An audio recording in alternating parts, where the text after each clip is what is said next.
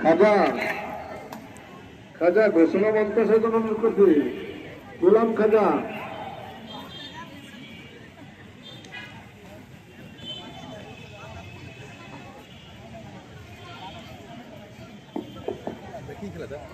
বর্ষা নিক্ষেপ না এটা প্রতি বছরই হয় না, ওই প্রতি বছরই হয় এটা।